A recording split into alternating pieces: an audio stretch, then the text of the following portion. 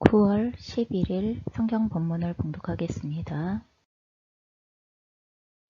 설교의 주제는 구원의 증거와 능력이고 본문은 요한일서 3장 13절로 24절의 말씀입니다. 형제들아, 세상이 너희를 미워하여도 이상히 여기지 말라. 우리는 형제를 사랑함으로 사망에서 옮겨 생명으로 들어간 줄을 알거니와 사랑하지 아니하는 자는 사망에 머물러 있느니라.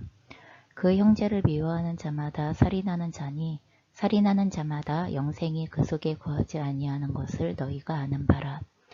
그가 우리를 위하여 목숨을 버리셨으니 우리가 이로써 사랑을 알고 우리도 형제들을 위하여 목숨을 버리는 것이 마땅하니라. 누가 이 세상의 재물을 가지고 형제의 궁핍함을 보고도 도와줄 마음을 닫으면 하나님의 사랑이 어찌 그 속에 거하겠느냐. 자녀들아, 우리가 말과 혀로만 사랑하지 말고 행함과 진실함으로 하자. 이로써 우리가 진리에 속한 줄을 알고 또 우리 마음을 주 앞에서 굳세게 하리니 이는 우리 마음이 혹 우리를 책망할 일이 있어도 하나님은 우리 마음보다 크시고 모든 것을 아시기 때문이라. 사랑하는 자들아, 만일 우리 마음이 우리를 책망할 것이 없으면 하나님 앞에서 담대함을 얻고 무엇이든지 구하는 바를 그에게서 받나니 이는 우리가 그의 계명을 지키고 그 앞에서 기뻐하시는 것을 행함이라. 그의 계명은 이것이니 곧 그 아들 예수 그리스도의 이름을 믿고 그가 우리에게 주신 계명대로 서로 사랑할 것이니라. 그의 계명을 지키는 자는 주 안에 거하고 주는 그의 안에 거하시나니 우리에게 주신 성령으로 말미암아 그가 우리 안에 거하시는 줄을 우리가 아느니라. 아멘. 따뜻한 햇볕으로, 뜨거운 햇볕으로 그렇게 기쁨과 그리고 또 복을 주고 있는 그런 시간들입니다. 잘 지내고 계시죠? 추석 연휴 행복하게 즐거운 시간 보내고 계시죠? 어떤 것을 하든지 그 안에 기쁨과 그리고 감사가 넘치는 그런 시간이 됐으면 좋겠습니다. 네. 자, 우리 시작하겠습니다. 자, 제가 여러분들에게 이렇게 물어보겠습니다. 당신은 지금까지의 인생에서 얼마만한 사랑을 받아보셨습니까? 라고 이렇게 묻는다면 여러분들은 자신이 받은 사랑의 내용에 대하여서 과연 저는 이만큼의 아니면 이만큼의 사랑을 받았습니다 라고 이야기할 수 있는 그 사랑받음의 내용을 무엇이라고 표현할 것인지에 대해서 궁금합니다. 그리고 또 들어보고 싶은 마음이 간절합니다. 우리가 오늘 13절부터 24절까지의 말씀을 보았는데 이 말씀은 앞에 당연히 3장 1절부터 시작되어진 내용에서 이어지게 되어집니다. 그리고 우리가 받은 사랑에 대하여서 이 요한일서 3장 1절은 이렇게 기록합니다. 저희가 한 목소리로 같이 세 번역으로 읽어보겠습니다. 아버지께서 우리에게 얼마나 큰 사랑을 베푸셨는지를 생각해 보십시오. 하나님께서 우리를 자기의 자녀라 일컬어 주셨으니 우리는 하나님의 자녀입니다. 여러분, 본문에 따르면 우리는 하나님 아버지께서 베푸신 큰 사랑, 다시 말해서 예수 그리스도를 내어주심으로 우리를 살리시고 하나님의 자녀가 되게 우리를 불러주신 이 사랑을 받은 자들이다라고 이렇게 이야기를 합니다. 최근에 계속 뉴스에서 그리고 또한 사회적인 이슈로 언급되어지고 있는 내용 중에 하나가 무엇이냐 하면 그러면 그 보육원에 있었던 우리 청소년들 있잖아요. 그래서 어릴 때부터나 아니면 중간에 부모님들이나 가정 안에 어떤 일이 생겨서 보육원에 맡겨져서 보육원에서 청소년으로 자라난 우리 청소년들이 이제 20세가 되어지고 고등학교가 끝나고 나면 성인이 되잖아요. 성인이 되어지고 나면 어떻게 돼요? 보육원에 더 있을 수 있는 그런 기회가 이제 멈춰지는 거죠. 끝나는 거죠. 그렇기 때문에 국가에서 주는 한 500만 원 정도의 돈을 가지고 사회로 나와서 홀로 살아가기를 시작해야 하는 이런 상황에 대하여 하지만 그것을 감당하지 못하는 우리 이제 청년이 되어진 청소년들이었죠. 왜냐하면 보육원에 있으면서 사회에서 어떻게 살아가야 할지에 대한 교육을 제대로 받지 못했기 때문에 그리고 혼자 살아간다는 경험에 대하여 한 번도 계속 공동생활을 해왔잖아요. 계속 공동생활을 해오면서 직접적으로 혼자 독립하여 살아갈 수 있는 기회에 대한 내용들을 제대로 경험한 적이 없기 때문에 이 친구들이 500만 원 가지고서 뭘 어떻게 해야 될지 알지 못하고 그리고 사회에 부딪혀서 나오면서 어려운 상황을 직면하게 되어지니까 그냥 자살을 선택하게 되어지는 삶에 대하여 소망을 가질 수 없고 그리고 이 상황을 이겨갈 수 없다고 생각을 하니까 그냥 자살을 하는 선택하거나 아니면 삶을 포기하는 다른 방법들을 선택하는 이런 경우들의 내용들이 지금 계속 사회적인 이슈가 되어져서 이것을 사회적으로 어떻게 보호해 주어야 하고 그리고 그 청소년들이 사회 구성원으로 발을 디딜 수 있도록 어떻게 도와주어야 하느냐 이 문제가 굉장히 이슈거든요. 여러분 한번 생각해 보십시오. 우리가 영적으로 하나님께서 예수 그리스도 안에서 우리를 하나님의 자녀 삼으신 것에 대하여 이것을 우리를 하나님의 자녀, 양자 삼으셨다 이렇게 얘기합니다. 다시 이야기하여서 하나님께서 우리를 양자 삼지 않으셨다면 예수 그리스도로 말미암아 우리를 하나님의 자녀 삼지 않으셨다면 마치 그 보육원에 고아원에 부모의 도움과 돌봄과 사랑과 이것이 없이 방치되어져 있는 그런 상태의 아이들과 그리고 그런 상태의 사람들과 같은 존재로서 저희가 영적으로 고아하는 위치에 있었을 수밖에 없고 진정한 사람을 대면할 수 있는 길이 없었던 존재들임에도 불구하고 어떻게 되어졌다는 거예요? 예수 그리스도 안에서 우리를 건지시고 그리고 우리를 하나님의 자녀 삼으셨다고 하는 이 놀라운 신분의 변화를 통하여서 하나님의 우리를 향한 사랑을 드러내어 주셨다고 이렇게 말씀하신다는 것입니다. 그러니 우리가 하나님의 자녀가 되어졌다는 그 신분의 변화 하나만으로도 그리고 그 신분에서 누릴 수 있는 하나님께서 부어주시는 또 보호와 돌봄과 지도와 그리고 그 역사하심 이것을 대면하게 되어질 때 우리는 얼마만큼 하나님께서 사랑하신 존재인가에 대하여서 우리는 분명한 증거를 가지고 있는 사람들입니다라고 이렇게 이야기를 한다는 것입니다. 우리들의 신분 자체가 큰 사랑, 하나님의 큰 사랑을 받은 결과라고 그렇게 말해주고 있는 것입니다.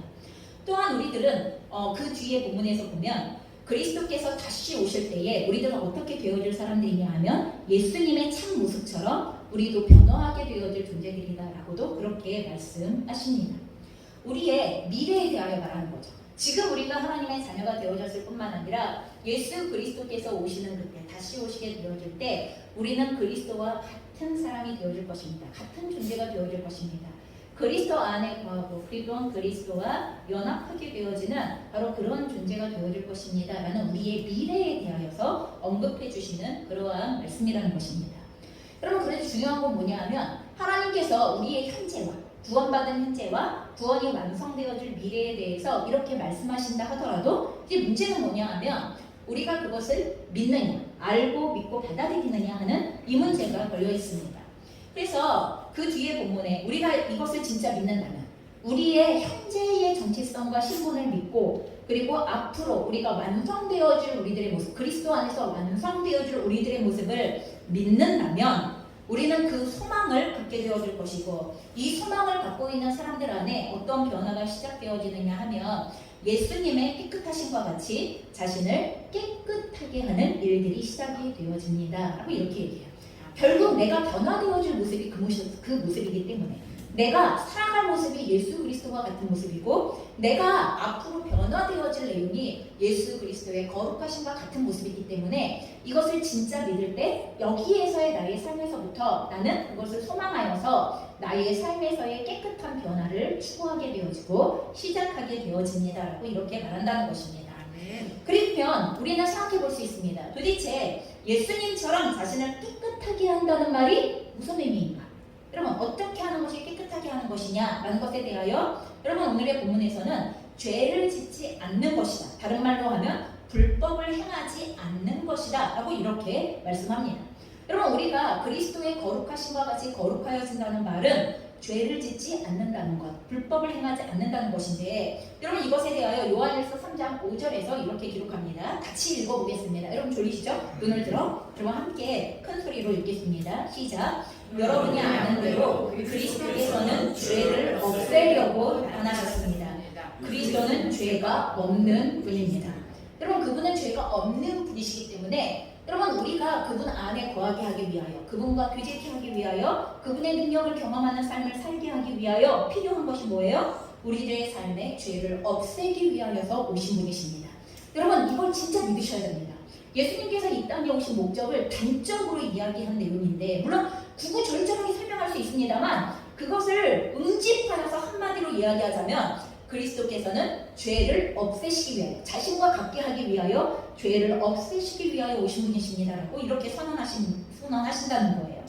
그래서 예수님은 죄를 없애시기 위하여 이 땅에 오셨고, 어떤 방법을 통하여? 십자가의 대속의 죽음을 통하여 모든 인류의 죄를 대신 담당하시는 방법으로 죄를 없애셨다라고 이렇게 얘기하는 거예요. 여러분, 그래서 우리가 예수 그리스도께서 우리의 죄를 대신 담당하셨음을 믿는 믿음 안에서 우리는 날마다 죄를 없이 할 수 있습니다. 회개와 통회와, 여러분 우리가 오늘도 통회기도 했는데, 통회기도 그저 하나님 저희 죄를 씻어주세요, 그럼 이게 아니라 내가 어떤 죄 가운데 있었던 존재인가에 대한 진정한 참여가 필요하고 통회가 필요한 것입니다. 그리고 그것을 없애시기 위하여서 우리에게 찾아오신, 우리에게 오신 예수 그리스도의 도움을 전적으로 의뢰하셔야만 한다는 것입니다. 그러면서 요한일서 3장 6절에서 이렇게 말합니다. 같이 읽겠습니다. 그러므로 그리스도 안에 머물러 있는 사람마다 죄를 짓지 않습니다. 죄를 짓는 사람마다 그를 보지도 못한 사람이고 알지도 못한 사람입니다. 그럼 굉장히 단호하지 않습니까? 말씀이 어설프지가 않습니다. 여러분, 이럴 수도 있지 저럴 수도 있지 이렇게 얘기하는 게 아니라 아주 단호하게, 그렇기 때문에 예수님께서는 죄를 없애시기 위하여 오신 분이시기 때문에 우리가 구원받았다고 하면, 예수 그리스도 안에 머물러 있다고 하면 그런 사람들은 절대로 죄를 짓지 않습니다 라고 이렇게 이야기하는 것입니다. 이 말씀을 우리가 자세히 읽어본다면 매우 놀라운 사실을 발견하게 되어집니다. 자, 매우 단호한 지금 선포가 있었다는 것을 제가 말씀드렸는데, 그럼에도 불구하고 많은 그리스도인들이 어떤 생각을 하냐 하면, 예수님을 믿어도 사람이면 누구나 죄를 짓는 게 당연한 거지, 사람이면 원래 그런 거 아니야? 그럼 이렇게 생각하죠. 많은 사람들이 죄를 지어놓고 뭐라고 말합니까? 사람인데 어떻게 죄를 안 져? 이렇게 얘기합니다. 이 말이 굉장히 맞는 말인 것 같죠? 그리고 이 말이 굉장히 당연한 말인 것 같은데, 여러분 문제는 무엇입니까? 이게 성경과 굉장히 위배되어진다는 것입니다. 오늘 우리가 읽은 본문과 완전하게 위배되어지고 있다는 것을 분명히 우리는 기억하셔야 한다는 것입니다. 우리가 사람이면 누구나 죄를 짓는 게 당연한 거지, 이렇게 말하는 우리의 마음 안에 스스로에게 이 마음을 각인시키면서, 이 생각을 각인시키면서 범죄한 자기 자신을 위로하거나 또한 범죄한 자기 자신을 변명하려고 한다면 이것은 매우 안타까운 일이라고 하나님은 우리에게 말씀하시는 것입니다. 여러분, 우리가 범죄한 타인에 대하여서는 매우 무차별하게 판단하시죠? 정죄하시죠? 네가 어떻게 그럴 수 있냐고 이렇게 얘기합니다. 너무 단호하게 막 이렇게 울분이 여기까지 쌓여서, 분노가 막 여기까지 올라와서 어떻게 네가 나한테 그렇게 할 수 있냐고. 그럼 그 죄를 지은 것에 대하여, 그가 잘못한 것에 대하여 우리는 가차없이 그렇게 얘기할 수 있습니다. 그런데 타인을 향하여서는 그렇게 가차없이 네가 어떻게 그런 죄를 범할 수 있냐고, 나에게 어떻게 그렇게 잘못을 할 수 있냐고 이렇게 얘기하지만, 그럼 범죄한 자신에게 대하여서는 아까 말한 그 태도 그대로, 사람이면 누구나 그럴 수 있지. 그럼 이 태도를 가지고서 얼마나 관대한지 몰라요. 그냥 정말 나에게 관대한 것만큼만 그 사람에게 관대하다면, 그렇죠? 나에게 관대한 것만큼만 나 타인에게 그렇게 대하고 있다면 아마 우리 안에 다툼의 80%는 사라지지 않을까? 이런 생각이 듭니다만, 신기하게도 그 관대함은 나에게만 해당되어지는 것이지 타인에게는 절대로 해당되어지지 않는 것을 자주 우리는 경험하게 되어집니다. 여러분, 그래서 오늘 그리스도인들을 향하여서 그 다음의 구절이 이렇게 말씀하고 있습니다. 7절 8절인데 같이 읽어보겠습니다. 자녀들아, 아무도 너희를 미혹하지 못하게 하라. 의를 행하는 자는 그의 의로우심과 같이 의롭고 죄를 짓는 자는 마귀에게 속하나니 마귀는 처음부터 범죄함이라. 하나님의 아들이 나타나신 것은 마귀의 일을 멸하려 하십니다. 여러분, 무슨 말입니까? 지금 뭐라고 단언하고 있습니까? 죄는 처음부터 마귀의 일이기 때문에 죄를 짓는 자는 마귀에게 속하게 되어진다고 이렇게 얘기합니다. 여러분, 우리가 죄를 범할 때 내가 이 죄에 가담하는 순간 나는 하나님께 속한 자로서의 신분과 정체성과 권세를 버리고 내가 지금 마귀에게 속한 자로, 여러분, 진영을 지금 옮겨가고 있는 거예요. 내가 속했던 울타리를 옮겨가고 있고 내가 거했던 뿌리를, 여러분, 이걸 다발째 들어서 옮겨가고 있는 상황 가운데 놓여져 있다는 것에 대하여 저희가 인식하셔야 한다는 것입니다. 그럼 그럼에도 불구하고 하나님의 아들이신 그리스도께서 나타나신 이유, 아까 죄를 없애는 것이라고 얘기했죠. 그 일이 바로 마귀의 일을 멸하려는 것이다 라는 것과 동일한 말을 하는 거예요. 여러분 마귀의 일을 멸하려는 여러분 그 내용이 뭐예요? 죄를 없이 하는 것, 죄를 없애는 것. 여러분 이게 마귀의 일을 멸하는 일이다라고 이렇게 말씀하시는 거고 이것 때문에 우리에게 오신 것이다라고 말씀하는 것입니다. 그러니 우리가 하나님께로부터 낳고 그리스도 안에 머물러 있다면 여러분 우리는 어떻게 할 수 있다고요? 우리는 단연코 죄를 짓지 않습니다. 죄를 범하지 않습니다. 여러분 이렇게 이야기를 하는 거예요. 여러분 그래서 제발 아까 우리가 말했던 것처럼 지금 마귀에게 제발 미혹당하지 말아요. 이면 미혹당하면 어떤 일이 벌어진다는 거예요? 아니 사람은 누구나 범죄하는 거야. 누구나 그렇게 살잖아. 뒷주변을 돌아봐. 쟤도 저러고 쟤도 저러고 장모님도 저러고 목사님도 저러고 아무리 뛰어난 미인이라고 해도 누구나 그런 거잖아. 여러분 이것을 합리화시키지 말라는 것입니다. 여러분 우리 안에 범죄의 순간이 다가올 때 경계하십시오. 하나님께 속한 자는 범죄하지 않는다. 여러분 그렇기 때문에 우리 힘으로 범죄할 수 있는 것을 막는다는 거예요. 그게 아니라 하나님 도와주세요 라는 기도가 시작되어질 수 있다는 것입니다. 하나님 저에게 하나님의 법을 기억나게 하시고 하나님의 법을 선택할 수 있는 하나님의 의를 부어주시고 하나님의 마음을 부어주십시오 라는 기도가 시작되어질 수 있고 아마 이 기도가 시작되어진다면 10번 죄를 범하여야 할 게 아마 9번 정도로 줄어들지 않을까 생각하고 그나마 2번 범죄한 내용조차도 즉시로 마음에서 후회와 그리고 마음에서 통회와 그리고 마음에서 두려움을 가지고 하나님 제가 그럼에도 불구하고 이 죄를 가담했습니다 하는 것에 대하여 돌이킬 수 있는 마음이 분명히 우리에게 부어지기 시작할 겁니다. 하지만 우리가 마귀에게 미혹됨을 통하여 아유 뭐 누구나 그러는데 왜 나만? 굳이? 왜 나만 거룩해야 돼? 나만 깨끗해야 돼? 아니 교회 다니는 사람 모두가 다 그렇게 살지 않는 것 같은데 왜 유독 나만 그래야 해? 여러분 이거는 마귀의 미혹에 이미 넘어가 있는 상태라는 것을 반드시 기억하셔야 합니다. 여러분 그러니 믿으십시오. 오늘의 이 말씀을 믿으셔야만 합니다. 그리고 믿은 대로 살기 위하여서는 우리는 우리의 삶에서 힘써 싸우는 것을 반드시 시작하셔야만 합니다. 자신의 범죄를 정당화하려는 모든 유혹과 그리고 공격에 대하여 우리는 분별해야 하며 오늘 주시는 하나님의 말씀대로 살기 위하여서 힘쓰고 애쓰는 과정이 반드시 필요합니다. 여러분 하나님이 날 사랑하시고 도와주시면 애쓰고 힘쓰지 않아도 범죄하지 않습니까? 아니요 절대 그렇지 않습니다. 너희가 싸우되 피 흘리기까지 싸우지 않았다고 성경은 그렇게 얘기합니다. 우리가 죄와 싸우는 내용에는 피 흘리기까지 싸우는 내용이 있다고 얘기하시는 거예요. 여러분 수고하고 애쓰지 않으면 죄와 싸우는 과정을 절대로 이길 수 없습니다. 피 흘리기까지 싸우는 예수 그리스도의 사랑을 힘입고 예수 그리스도의 의를 덧입어 피 흘리기까지 싸우는 일들을 멈추지 않으셔야 한다는 것입니다. 여러분 우리의 육체의 정욕 그리고 우리의 자아 그리고 세상의 모든 소리들 그리고 마귀의 유혹과 공격들 어느 것 하나 힘써 싸우지 않고는 우리가 하나님과 동행할 수 있는 방법 하나님의 말씀대로 죄를 짓지 않고 살아갈 수 있는 방법은 없다고 이야기하는 거예요. 여러분 예수님께서 돌아가시기까지 할 정도로 죄를 없이 하는 게 중요하다고 하나님은 말씀하시는데 왜 우리는 죄를 짓지 않는 게 중요하지 않은 것입니까?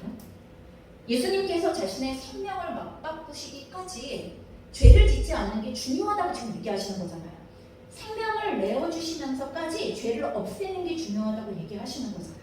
깨끗하게 하는 게 중요하다고 얘기하시는 거잖아요. 왜? 그게 구원과 영생에 직결되어지는 문제이기 때문에 그런 거잖아요.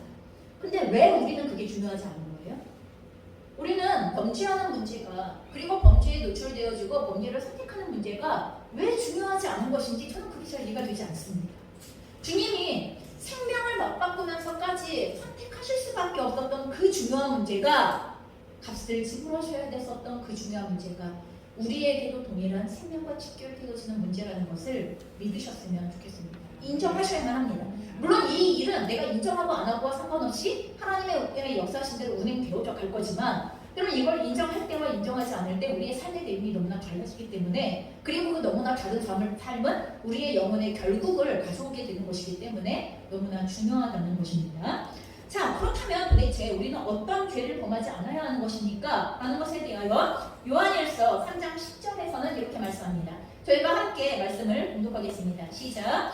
하나님의 자녀와 악마의 자녀가 여기에서 환히 드러납니다. 곧 의를 행하지 않는 사람과 자기 형제 자매를 사랑하지 않는 사람은 누구나 하나님에게서 난 사람이 아닙니다.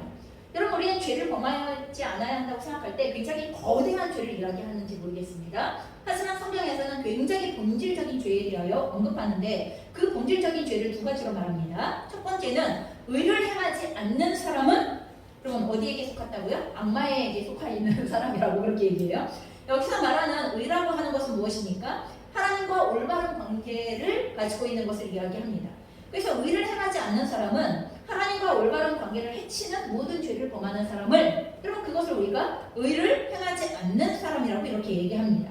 성경에서 말하는 의를 행하는 1차적인 기준은 하나님과 올바른 관계가 온전하게 유지가 되어지고 있고, 또한 이것을 지켜야 하는 하나님의 말씀대로 행하는 삶을 살아가고 있는가. 그럼 하나님의 말씀대로 살아가면 하나님과 올바른 관계가 유지가 되어질 뿐만 아니라 하나님과의 올바른 관계가 더욱 친밀해지고 더욱 견고해지고 더욱 건강해지는 것이 당연합니다. 그러나 하나님의 그 말씀을 지켜 행하지 않으면 하나님과의 관계는 당연히 장애물이 생기게 되어져요. 우리 안에 죄가 들어오기 시작하면 하나님과 우리의 사이를 가로막기 때문에 마음을 온전히 터놓고 이야기할 수도, 간구할 수도, 그리고 하나님의 능력을 구할 수도 없는 상황이 발생되어집니다. 하나님께서 우리의 간구에 응답할 수 없는 상황이 벌어지기 시작한다는 것입니다. 자, 두 번째의 죄가 무엇입니까? 그게 바로 자기의 형제 자매를 사랑하지 않는 것이다라고 이렇게 말씀합니다. 여러분, 자기의 형제 자매, 이건 물론 하나님께서 우리의 삶에 주신 육체적인 형제 자매를 1차적으로 의미합니다. 우리의 삶에서 여기 형제 자매를 사랑하지 않는다는 것이 2차적으로 영적인 형제 자매들을 이야기합니다. 그리스도 안에서 여러분 한 몸이 되어지고 한 가족이 되어진 형제 자매들, 여러분 영적으로 우리의 부모님들, 그리고 또한 우리가 영적으로 그리스도의 가족이 되어진 여러분 우리의 공동체 안에 있는 지체들, 온 우주적인 그리스도인들 다 포함이 되어지는 내용입니다. 여러분, 적어도 여기에서 세상에서 하나님을 알지 못하는 사람들은 그건 2차적인 문제입니다. 하지만 적어도 지금 너희가 서로 사랑하라, 형제 자매를 사랑하라 라고 이렇게 이야기할 때 그것은 하나님을 사랑한다고 이야기하고 예수 그리스도 안에서 거듭났다고 하는, 적어도 예수 그리스도를 주라 시인하며 주님의 말씀을 청종하려고 하고 주님의 말씀을 따라가려고 하는 여러분 그와 같은 영적인 가족들을 언급하는 것이, 이것이 형제 자매에 해당되어지는 내용입니다. 여러분, 적어도 이 사람들은 같은 기준을 갖고 있어요. 어떤 기준? 하나님의 말씀이라는 같은 기준을 갖고 있어요. 여러분, 우리가 세상 사람들이랑 말할 때 힘들어하는 이유 가운데 하나가 무엇입니까? 기준이 달라서. 왜요? 그들은 하나님을 알지 못하기 때문에 하나님의 말씀이 의미하는 바가 무엇인가에 대하여 잘 모릅니다. 성경에 대하여 잘 모릅니다. 하나님께서 성경을 통하여 기록하신 하나님이 기뻐하시는 뜻이 무엇인지 미워하시는 뜻이 무엇인가에 대하여 잘 구별하지 못합니다. 그렇기 때문에 일일이 하나하나를 다 설명을 해야 하는 상황들이 벌어지고, 설명을 한다 하더라도 근데 그걸 왜 내가 지켜야 돼? 이렇게 얘기하죠. 왜요? 하나님의 말씀을 믿지 않으니까 일일이 그것을 설명한다 하더라도 굳이 지켜야 할 당위성이 없습니다. 그런데 적어도 그리스도인들은 우리가 하나님의 말씀대로 살아가야 한다는 것을 알고 있고, 그리고 성경에 기록되어져 있는 하나님의 말씀이 우리의 기준이 되어져야 한다는 공통적인 분모들을 가지고 있기 때문에 적어도 우리가 분쟁과 갈등과 어려움과 싸움이 일어나면 그럼 우리의 기준은 어디로 가는 것입니까? 하나님의 말씀 가운데로 가고 그 말씀에 서로 순복함을 통하여서 우리가 서로를 용납하고 용서하고 그리고 받아들이고 세워주는 이러한 과정대로 갈 수 있는 것입니다. 그러니 여러분, 적어도 그리스도인들은 어떻게 하는 것입니까? 자기 형제 자매를 사랑하라고 말씀하신 주님의 말씀대로 여러분 사랑해야 하는 것입니다. 여러분, 그렇다고 하여 그리스도인이 아닌 우리의 가족은 미워해도 됩니다, 이런 얘기하는 거 아닙니다. 여러분, 기본적으로 나에게 육체 가운데 허락하여 주신 형제, 자매, 부모, 자녀, 친지, 여러분 세상에서 하나님을 알지 못하는 원수 같은 존재도 사랑해야 할 판국에, 그렇죠? 나에게 평생의 인연으로 허락하신, 그렇잖아요? 친지를 마음대로 바꿔요? 혈족을 마음대로 바꿔요? 형제, 자매를 마음대로 바꿔요? 그럴 수 없습니다. 그렇게 주어져 있는 우리의 형제 자매들, 육체 형제 자매들 사랑하는 것이 너무나 마땅하다는 것을 기억해야 합니다. 그래서 우리가 자기의 형제 자매를 사랑하는 것과 여러분 하나님 앞에서 의롭게 행하는 것은 일치하는 것입니다. 여러분 맥락이 같은 것입니다. 반대로 자기의 형제 자매를 사랑하지 않는 죄가 곧바로 이어서 의를 행하지 않는 죄와 통하게 되어진다는 것을 기억하셔야 합니다. 자, 그러면서 형제를 사랑하지 않는 죄에 대하여 여러분 그 12절에 요한일서 3장 12절에 이렇게 기록합니다. 우리가 함께 읽어보겠습니다. 시작. 우리는 가인과 같은 사람이 되지 말아야 합니다. 그는 악한 자에게 속한 사람이어서 자기 동생을 쳐 죽였습니다. 무엇 때문에 그는 동생을 쳐 죽였습니까? 그가 한 일은 악했는데 동생이 한 일은 의로웠기 때문입니다.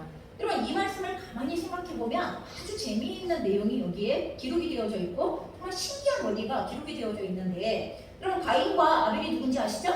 여러분 창세기에 나오는 첫 번째 형제들이에요. 자, 가인이 형이고 아벨이 동생이에요. 근데 우리 가인 형이 아벨 동생을 돌로 쳐서 죽였죠. 왜요? 가인이 드린 제사는 하나님이 받지 않고 거절하셨는데 동생 아벨이 드린 제사는 하나님께서 응답하시고 받으셨기 때문이에요. 가인의 제사에 문제가 있었다는 거죠. 하나님이 받으실 수 없었던 이유가 있었다는 건데 그것에 대하여 초점을 맞추지 않고 아벨의 제사는 받아들여졌는데 나의 제사는 받아들여지지 않았다는 것으로 인하여서 아벨을 미워하고 죽이게 되어지는 상황이 성경에는 벌어지는 것을 봅니다. 여러분 한번 생각해 보세요. 그러면 아벨이 모든 것을 완벽하게 잘하는 사람이었겠습니까? 한번 생각해 보세요. 반대로 가인은 모든 것을 완벽하게 잘못하는 사람이었겠습니까? 세상에 그런 사람이 있어요? 모든 것을 완벽하게 잘하는 사람과 모든 것을 완벽하게 잘못하는 사람, 그런 사람이 세상에 있습니까? 그럼 그런 사람은 세상에 존재하지 않습니다. 절대로 존재하지 않습니다. 우리가 존경하고 떠받드는 그리고 우리가 따르고 싶어하는 모델로서의 어떤 위인도 우리가 따르고 싶어하는 존경할 만한 내용의 사람들이 있는 반면에 그의 삶에도 연약함과 넘어짐과 그리고 또한 잘못되어져 있는 것들과 잘못 판단한 내용들이 분명히 있습니다. 그러면 분명히 이 두 사람이 한 사람은 완벽했기 때문에 한 사람은 불완벽했기 때문에 여러분 이런 기준이 아닐 거라는 거예요. 두 사람 모두 하나님께서 주신 좋은 것들이 있었을 겁니다. 왜요? 두 사람 모두 하나님이 창조하셨으니까 하나님께서 보시기에 좋았더라고 이야기할 만한 분명히 그런 내용들을 두 사람 모두 가지고 있었을 것입니다. 하지만 어떤 영역은 죄에 무디어지기 시작하면서 하나님 앞에서 죄를 범하는 습관이 생겼을 거예요. 여러분 그게 가인에게는 예배의 영역이 그렇게 나타나기 시작한 거죠. 적어도 가인에게는 예배의 영역이 하나님께서 기뻐 받으실 만한 예배가 안 된 거예요. 그럼 그 사람이 그 예배의 부분에 있어서 하나님을 경홀히 여기기 시작한 이것이 삶의 전반에 흘러가기 시작하기 때문에 하나님 앞에서 하나님을 경홀히 여기는 것뿐만 아니라 삶에서 하나님의 말씀을 모두 경홀히 여기게 되어지는 것까지 흘러가게 되어지기 때문에 죄는 점점 가인의 삶을 오염시켜 갔을 거라고 우리는 이렇게 생각해 볼 수 있을 것입니다. 그런데 동생 아벨의 제사는 형이었던 가인의 제사가 하나님 앞에서 바르지 않다는 것을 드러내주는 기준이 된 거예요. 하나의 기준이에요.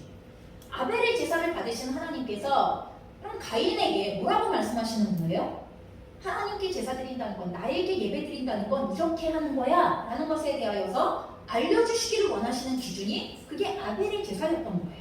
그래서 하나님께서 아벨의 제사를 받으심은 다른 말로 이야기하면 가인에게 뭘 말씀하시는 거예요? 너의 제사가 아벨의 제사와 이렇게 아벨의 제사를 비추어 보았을 때 어떤 부분이 어그러져 있고 왜곡되어져 있고 아니면 하나님이 받으실 수 없는 상태가 되어져 있는가를 돌아보라는 기회가 되어줄 수 있도록 하나님께서 허락하여 주신 과정이 되어줄 수 있다는 것입니다. 그러면 자신의 범죄를 돌이키고 하나님 앞에서 자신의 모습을 제대로 볼 수 있는 그런 기회가 될 수 있었던 거예요. 그 시간에. 그런데 자신의 범죄를 돌이키고 하나님 앞에서 자신의 모습을 제대로 보기를 원하지 않은 거죠. 오직 관심이 어디에만 있어요? 나의 제사는 거절됐어. 여기에만 있어요. 내가 하나님 앞에 거절당했어. 여기에만 초점을 맞추기 시작하는 거예요. 그래서 자신의 제사에 대하여 하나님이 받지 않으셨다는 이 한 가지에만 초점을 맞추기 시작하면서 그리고 그 이유를 가지고 예배가 드려졌던 아벨을 미워하고 그리고 아벨을 죽이게 되어지는 데까지 이르게 된다는 것입니다. 아벨의 제사는 가인 자신의 제사를 들여다볼 수 있는 거울과 같은 역할을 할 수 있었을 테지만 가인은 자신의 죄와 악을 돌아보고 싶어하지 않았다는 것입니다. 그럼 중요한 건 이거예요. 아벨로 인하여서 드러난 자신의 죄를 인정하고 싶지 않기 때문에 결론은 나는 죄가 없고 너 때문에 내가 피해를 본 거야. 여러분 이렇게 되어있는 거예요. 너 때문에 내가 힘든 거고, 너 때문에 내가 어려운 거고, 너 때문에 내 마음이 상한 거고, 너 때문에 내가 이렇게까지 어려운 거야. 그러면 아벨이 없었으면 가인은 어렵지 않았던 거예요? 아니죠. 아벨이 없었어도 하나님께서는 그 예배 받으실 수 없어요. 하나님께서는 그 사람이 하나님 앞에 하나님을 경멸하는 태도, 멸시하는 태도로 드리는 그 예배 절대 받으실 수 없다고요. 아벨이 있거나 없거나 상관없이. 단지 아벨의 예배는 그 가인의 예배가 하나님께서 왜 잘못되어졌는가를 비춰줄 수 있는 거울의 역할을 대신해주고 있는 거예요. 하나님께 직접 들을 수 없는 내용들에 대하여 아벨의 제사를 통하여 가인은 깨달을 수 있는 기회를 날려먹게 되어지는 거예요. 지금 이 상황들을 통하여. 여러분, 세상이 진정한 그리스도인들을, 여러분 여기서 제가 말씀드린 세상이 진정한 그리스도인들을 미워하는 이유도 똑같습니다. 왜요? 그리스도인의 삶이 세상의 불의를 드러내기 때문이에요. 그럼 그냥 불의를 행하는 세상 사람들끼리 있으면 다 뭐 똥 묻은 개나 겨 묻은 개나 뭐 묻었잖아. 뭐 묻었으니 괜찮아. 근데 깨끗한 것이 드러나면 자기가 불의하고 자기가 더럽다는 것이 함께 드러나는 상황이 발생되어지기 때문에 이런 진정한 그리스도인들의 거룩한 삶은 세상으로부터 미움을 받게 되어져 있습니다.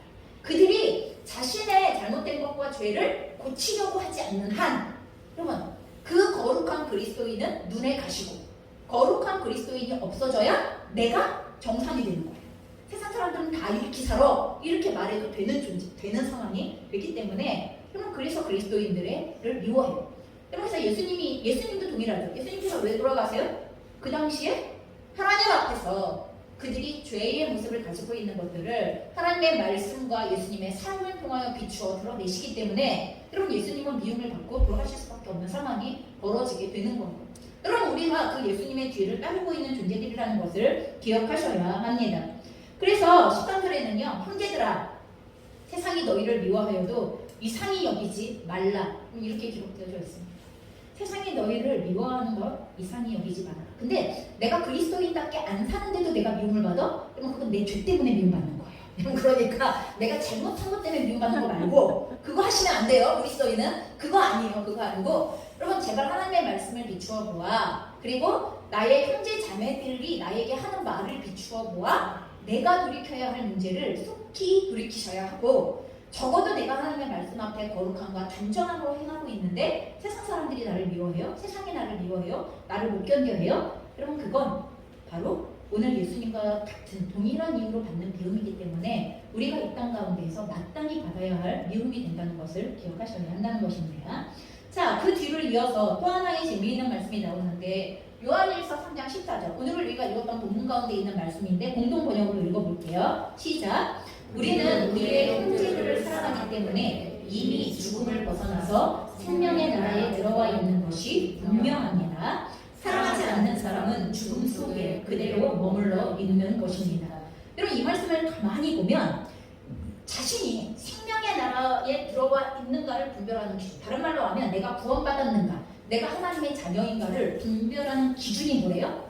오늘 우리의 삶에서 우리가 형제들을 사랑하고 있는가, 이거래요. 오늘 우리가 나의 형제들을 사랑하고 있는 걸 보니, 오늘 우리가 나의 형제들을 전심으로 사랑하는 삶을 살고 있는 걸 보니 우리가 하나님의 자녀로서 그리고 생명의 나라에 들어와 있는 것이 확실합니다. 그러면 구원받은 증거를 뭘로 이야기하고 있는 거예요? 뛰어난 은사가 드러나는 것? 그럼 어마어마한 통변의 은사, 방언의 은사가 드러나는 것? 그럼 기도를 10시간씩 하는 것? 그럼 그거 아니라는 거예요. 그거 아니고 우리에게 맡기신 사람들을 우리가 어떻게 사랑하고 있는가라는 이 증거가 바로 우리가 구원받은 증거, 하나님의 나라에 들어와 있다는 증거라는 것을 오늘 이야기를 하고 있는 것입니다. 그러니 내가 오늘도 형제들을 사랑하는 삶을 살고 있다면 여러분, 나는 구원받은 하나님의 자녀라는 말입니다. 구원의 증거가 곧 나는 오늘 형제를 사랑하는 삶을 살고 있는가라는 것을 분명히 기억하십시오. 하지만 이것을 구원의 증거라고 인정하고 받아들이는 그리스도인은 점점 세상에서 소수에 불과해지고 있습니다. 왜요? 그렇게 살고 싶지 않기 때문에 그렇습니다. 오늘의 시대를 살아가는 많은 사람들, 그리고 그 가운데 있는 그리스도인들조차도 어떤 생각을 갖고 있냐 하면 오늘의 시대가 극단적인 개인주의로 치닫기 시작해요.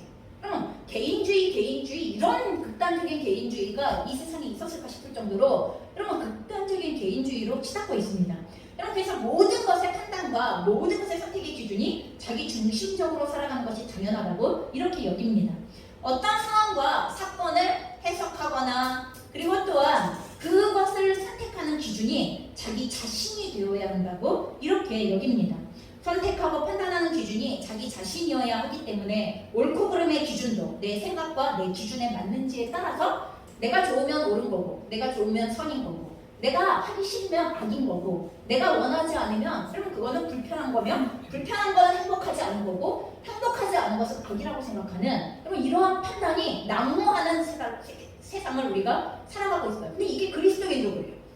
그럼 이게 얼마나 성경과 위배되어지는 생각인지 오늘 우리가 읽었던 본문을 다시 한번 여러분 집에 가셔서 묵상하고 다시 한번 생각해 보셔야 돼요. 여러분 저는 이 요한 1서의 서신이 그 당시 신약교회 시대를 향하여 쓰는 서신이지만 오늘날 이 극단적인 개인주의가 점점 왕성해지고 있는 이 시대에 꼭 필요한 말씀입니다. 그리고 다시 한번 깊이 묵상하여서 우리가 곱씹어야 하는 말씀이라는 것을 생각하게 되어집니다. 그러니 형제 자매, 친구, 부모, 자녀, 이웃, 나아가 공동체를 위해 유익한지 여부는 아예 판단의 범주에 없어요. 그런 생각을 하지 않습니다. 여러분 나에게만 유익하면 돼요. 쟤에게 유익한지 아닌지는 그게 왜 내가 생각할 이유야? 그럼 이렇게 생각해요. 그건 지가 생각할 내용이지 왜 내가 생각해줘야 할 내용이냐라고 이렇게 생각한다는 것입니다. 그래서 형제 자매를 사랑하십시오. 오늘 요한일서 내내 여러분 이 3장만 그래요? 아니잖아요. 1장에서부터 지금 계속 얘기하는 거잖아요. 형제를 사랑하십시오. 그것이 우리가 구원받는 증거입니다. 그러면서 여러분 형제 자매를 사랑하십니까? 이렇게 질문한다면 그냥 웃어버려요. 요한일서의 본문을 보면서 아무렇지도 않게 그냥 웃어버리고 그리고 그냥 지나쳐버립니다. 생각할 이유, 가치도 의미도 없다고 생각합니다. 요즘 누가 그렇게 살아? 이렇게 하고 그냥 지나가. 성경을 읽는데 요즘 누가 그렇게 살아? 이렇게 생각하고 그냥 지나간다는 거예요. 내가 좋으면 됐고 내가 싫으면 그게 뭐든 때려 치우는 게 당연한 흐름을 가지고 있는 이 세대 속에서 누구를 사랑한다는 기준은 그저 피곤할 뿐입니다. 나를 지치게 만들 뿐이고 그리고 나를 곤란하게 만들 뿐이에요. 그 말씀을 기억한다는 것 자체가 몹시 불편합니다. 왜요? 알고 있는데 안 하면 마음이 찔리니까. 알고 있는데 그렇게 안 하면 내 마음이 불편하니까 안 보고 말지. 하나님의 말씀을 묵상하지 않아요. 그래서 그 말씀을 깊이 있게 대면하려고 하지 않아요. 내 삶에 비추어서 대면하려고 하지 않는다는 것입니다. 속마음으로나 겉으로나 거침없이 내가 왜 그 사람을 위해서 그래야 해? 여러분 이게 우리의 방식이에요. 오늘날 어떠한 결정을 할 때 내가 왜 그 사람 때문에 그런 결정을 해야 돼? 내가 왜 그를 위하여 그런 결정을 해야 돼? 내가 왜 엄마 때문에? 내가 왜 아빠 때문에? 내가 왜 형 때문에? 내가 왜 동생 때문에 그래야 해? 그러면 이런 생각을 하면서 되묻는다는 것입니다. 예, 지금 이게 세상이고 이게 세상의 기준이고 이게 이 세대의 세상의 흐름입니다. 여러분 그러니 마귀적이지 않습니까? 악마적이지 않습니까? 여러분 이게 악마적인 거예요. 이게 마귀적인 거예요. 하나님의 말씀을 정면으로 대면하며 돌파하고 있는 이것이 몹시도 마귀적인 생각이라는 것을 사상이라는 것을 흐름이라는 것을 우리는 반드시 인지하셔야 한다는 것입니다. 그러나 하나님께서 세상과 뭐라고 말씀하세요? 반대로 이렇게 얘기하세요. 요한일서 3장 15절과 16절 공동번역으로 읽겠습니다. 시작. 자기 형제를 미워하는 자는 누구나 다 살인자입니다. 여러분이 아시다시피 살인자는 결코 영원한 생명을 누릴 수 없습니다. 그리스도께서는 우리를 위해서 당신의 목숨을 내놓으셨습니다. 이것으로 우리가 사랑이 무엇인지를 알게 되었습니다. 그러므로 우리도 형제들을 위해서 우리의 목숨을 내놓아야 합니다. 여러분 우리는 나는 미워하지 않는데요? 무관심할 뿐인데요? 여러분 그 무관심이 미워하는 것입니다. 무관심이 사랑하지 않는 것입니다. 여러분 사랑의 반대는 여러분 그냥 미워하는 게 아니에요. 무관심에서부터 출발되어지는 미워함으로 나아가는 거예요.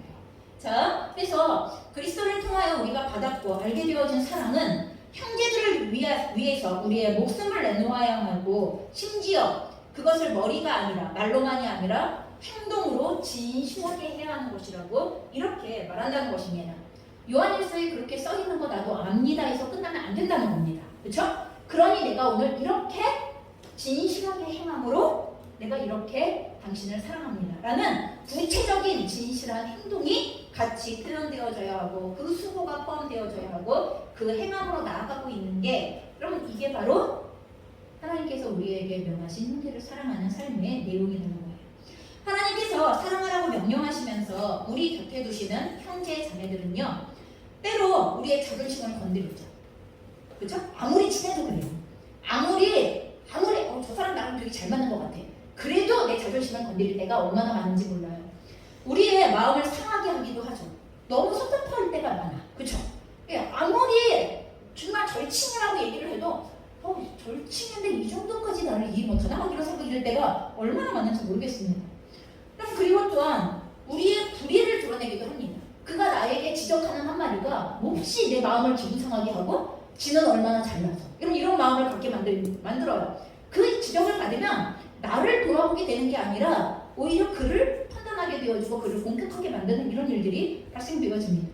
우리의 에너지를 쏟아 피곤하게 만들기도 합니다. 그 얘기를 다 들어주려면, 아니면 그를 섬기기 위하여 수고하려면 피곤하시죠.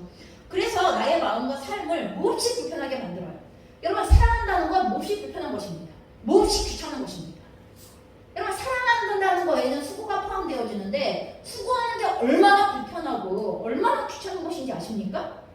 그래서 귀찮아하기를 싫어하는 요즘, 여러분 불편해하기를 싫어하는 요즘, 우리는 더 이상 사랑하지 않는 삶을 선택하게 되는 것입니다. 그것이 여러분 우리가 함께하는 형제 자매의 모습이에요. 나를 불편하게 하는 게, 그리고 나를 힘들게 하는 게, 나를 고통스럽게 하는 게, 그게 우리가 사랑해야 할 형제 자매들의 모습입니다. 그러면 그 사람의 입장에서 나는 안 그러겠어요? 똑같아요. 얼마나 정도 차이가 있을지는 모르겠지만 그 사람도 나를 받아들이기 어렵습니다. 그 사람도 나 때문에 귀찮습니다. 그 사람도 나를 섬기기 위하여 고통스럽습니다. 있습니다. 그런 게. 왜 안 그렇겠습니까? 쌍방인데. 그럼에도 불구하고 오늘 하나님의 말씀을 기억하셔야 됩니다. 하나님께서는 그리스도 안에서 한 가족이 되게 하신 영적 형제 자매들을 위하여서 어떤 사람? 목숨을 내놓는 사람. 오늘 얘기하시죠. 목숨을 내놓는 사람으로 사랑하라고 강력하게 우리에게 요구하십니다. 여러분, 이걸 깊이 묵상하셔야 됩니다. 그냥 머리로 안다고 할 수 있는 일이 아니기 때문에 그렇습니다. 이걸 머리로 알아서 할 수 있는 사람이면 벌써 했겠죠. 근데 우리 그렇게 안 하잖아요. 왜? 여러분, 이건 단지 머리로 알고 있다고 해서 살 수 있는 삶이 아니기 때문에 그런 것입니다. 때론 그들의 죄가 나를 아프게 할 것입니다. 하지만 때론 그들의 의가 나의 죄를 드러나게 해서 힘들기도 할 것입니다. 어느 쪽이건 고통스러울 것입니다. 하지만 그래도 사랑하는 것을 우리는 선택하셔야만 합니다. 그럴 때 비로소 우리는 우리가 진리에 속해 있다는 것을 여러분 확증하는 것이며 우리의 마음이 하나님 앞에서 견고해지기 때문입니다. 이것을 요한에서 3장 19절은 이렇게 말합니다. 우리가 다시 한번 읽겠습니다. 시작. 우리는 이렇게 사랑함으로써 우리가 진리에 속해 있다는 것을 알게 되고 또 하나님 앞에서 확신을 가질 수 있습니다. 그래서 사랑해보지 않은 사람은 자기가 하나님 안에 있는지 없는지 제대로 말할 수 없습니다. 사랑의 수고를 감당해보지 않는 사람들은 하나님이 날 사랑하는지 내가 하나님을 사랑하는지에 대해서 계속 헷갈립니다. 왜? 그 수고를 해본 적이 없기 때문에 그렇습니다. 여러분, 그래서 우리가 진정으로 형제를 사랑하게 되어질 때 비로소 내가 하나님의 사랑 안에 거하고 있고 하나님의 진리 안에 거하고 있구나를 몸소 깨닫게 되어지고 몸소 인정하게 됩니다. 여러분, 누가 저한테 자꾸 시청자분이 저한테 그러더라고요. 하나님이 당신을 사랑하시고 당신이 진리대로 살고 있는지 어떻게 아니에요? 저보고. 아니, 내가 오늘 그 진리의 말씀을 따라 살기 위해서 전심을 다하여서 온 힘과 마음과 뜻을 다하여 살고 있는데 어떻게 모릅니까? 제가 그렇게 물어봤어요. 거꾸로. 아니, 당신이 단 것을 좋아하는지 단 것을 먹었는지 당신은 모릅니까? 제가 물어봤어요. 아니, 단 것을 집어 먹었으면 잘 사는 느낌이 있겠죠. 그리고 이가 썩겠죠. 단 것을 집어 먹은 거겠죠. 그럼 우리가 당신이 하나님의 진리 안에서 사는지 어떻게 합니까? 그 사람이 이렇게 얘기해요. 우리가 알고 있는 진리가 아니라고 말하는 거예요. 자기네들이 알고 있는 진리가 진리라고 말을 하기 위하여서 우리에게 그렇게 얘기해요. 그래서 제가 얘기해요. 그 삶을 사는 사람은 그 삶을 살고 있다는 것을 모를 수가 없습니다. 부모가 자녀를 위하여 생명을 내놓고 있는데 사랑하지 않는다는 말은 어떻게 합니까? 부모가 자녀를 위하여 목숨을 내놓고서 생명을 다하여 그 자녀들을 지키고 있는데 어떻게 그 자녀를 사랑하지 않는다는 말을 할 수 있습니까? 지금 내 뼈와 살을 갈아놓고 있는데 그걸 어떻게 모를 수 있냐는 거예요. 모를 수 없습니다. 그러니 여러분, 사랑하지 않는 그리스도인들은 절대로 하나님의 사랑을 알 수도 없고 하나님의 사랑을 구할 수도 없고 내가 진리 가운데 있는지를 알 수도 없다고 이렇게 얘기하고 있는 것입니다. 그리고 더 나아가 우리가 드디어 진리 안에 거하고 있다는 확신이 들 때 우리의 삶에 어떤 일이 벌어집니까? 하나님 앞에 담대히 무엇이든지 구하는 삶을 살아갑니다. 그게 마지막으로 요한일서 3장 21절과 22절입니다. 우리가 마지막으로 본문 읽겠습니다. 시작. 사랑하는 자들아, 만일 우리 마음이 우리를 책망할 것이 없으면 하나님 앞에서 담대함을 얻고 무엇이든지 구하는 바를 그에게서 받나니 이는 우리가 그의 계명을 지키고 그 앞에서 기뻐하시는 것을 행함이라. 여러분, 우리가 형제 자매를 사랑하는 것은 하나님의 계명을 지키는 일이며 하나님의 기뻐하시는 것을 행하는 일이고, 여러분, 그것은 우리가 하나님과 함께 동행하고 있다는 것에 증거가 되어지기 때문에 우리의 마음에는 하나님의 사랑이 우리 안에 거하고 있다는 확신 가운데 거하게 되어질 것이며, 여러분, 그 마음은 우리로 하여금 하나님 이 사랑을 살아가는데 필요한 모든 것을 공급해 주십시오. 하나님 이 사랑하는 삶을 위하여서 필요한 모든 것을 주께 구하니 주님 응답하여 주십시오라는 담대한 기도로 이어질 수 있다는 이야기를 우리에게 하고 있는 것입니다. 저는 가끔씩 저의 기도에 대하여서 생각합니다. 나는 왜 이토록 하나님을 제한하는 기도를 하는가? 나는 어째서 내 기준에 매번 매어져 있는 기도를 하고 있는가? 그 중심에 나는 하나님께 무엇이든지 담대히 구해도 되는 그리스도인이 맞나? 이런 생각을 하고 있다는 거예요. 나는 정말 하나님 앞에서 하나님께서 기뻐하시는 것을 행하고 있는 것이 맞나? 그럼 언제 그래요? 사랑하는 삶을 놓쳤어요. 여러분, 진정 내가 사랑하는 삶을 살고 있을 때는 절대 그런 마음이 들지 않아요. 어떻게 이보다 더 하나님을 사랑할 수 있어? 이렇게 생각해요. 어떻게 이보다 더 형제 자매를 위하여 깨어지는 삶을, 수고하는 삶을 살 수 있어? 이렇게 생각이 드는데, 그러고 있지 않을 때면 제 마음에도 스물스물 올라와요. 내가 이런 상태에서도 주님 앞에 나의 삶을 응원해달라고 담대히 기도할 수 있나? 하나님께서 지금처럼 사는 내 삶에 대하여 지지해달라고 나는 기도할 수 있나? 하는 것에 대하여 저도 스물스물 그런 마음이 올라오는 경험을 자주 합니다. 여러분만 그러시는 거 아니에요. 저도 그렇다는 거예요. 그래서 우리는 언제나 기도가 제한적이에요. 그럼 내가 할 수 있는 기도만 하시죠. 그럼 내가 할 수 있는 기도라는 건 뭐예요? 요까지는 그래도 응답해 주시겠죠 하는 기도. 내 삶을 내가 스스로 알고 있기 때문에 내 삶을 근거로 하여서 이 정도의 기도는 그래도 응답해 주시겠지. 이 선을 절대로 넘어가지 않는 그런 상태의 기도를 하고 있을 때가 얼마나 많은지 모른다는 것입니다. 하나님 앞에서 담대함으로 무엇이든지 구하는 삶. 여러분, 이게 구원받은 하나님의 자녀의 특권이고 권세이며, 여러분, 이게 바로 구원받은 하나님의 사람들의 능력이 되는 것입니다. 여러분, 우리의 능력은 다른 데 있지 않습니다. 하나님의 공급하심과 그리고 하나님께로부터 부어지는 권세와 하나님의 일하심이 역사하심이, 여러분, 그것이 우리의 능력이 되는 것인데, 여러분, 이거는 기도를 통하여서만 열려지는 것이기 때문에, 기도를 통하여서만 받을 수 있는 것이기 때문에 담대한 기도의 삶, 여러분, 이것이 바로 구원받은 하나님의 자녀들의 능력이라는 것을 기억하셨으면 좋겠습니다. 여러분, 오늘날 과연 얼마나 많은 그리스도인이 이 능력을 누리면서 살아가고 있습니까? 저는 이것이 몹시도 궁금합니다. 그럴 뿐만 아니라 나의 삶에서 그 능력을 누리지 못하는 이유들과, 여러분, 오늘도 저도 심하게 싸움을 하고 있습니다. 여러분, 이 싸움을 포기하지 않으셔야 합니다. 여러분, 하나님은 하나님의 자녀들이 이 땅 가운데에서 하나님의 능력을 누리는 삶을 살기를 약속하셨고, 살 것을 약속하셨고, 그러기를 간절히 소원하십니다. 우리들의 삶에서 믿음과 삶을 분리하지 않으셔야 합니다. 우리들이 구원받은 하나님의 자녀인가의 증거는, 여러분, 다른 데서 찾지 마시고 나는 오늘도 형제 자매를 사랑하는 삶을 살아가고 있는가에서, 여러분, 여기에서 답을 찾으셔야 하고, 오늘 하루 동안 우리가 누릴 수 있는 구원의 능력은 형제 자매를 사랑하는 진리 안에 거함으로써 얼마나 담대히 우리가 하나님께 간구하고 그 간구함에 응답을 하나님께로부터 받고 있는가. 여러분, 이게 바로 하나님께로부터 구원받은 자녀들의 능력이라는 것을 결코 잊지 않으셔야 합니다. 여러분, 이 놀라운 구원의 능력을 누리는 여러분과 저희의 삶이 되어질 수 있기를 주님의 이름으로 축원합니다. 같이 기도하시겠습니다.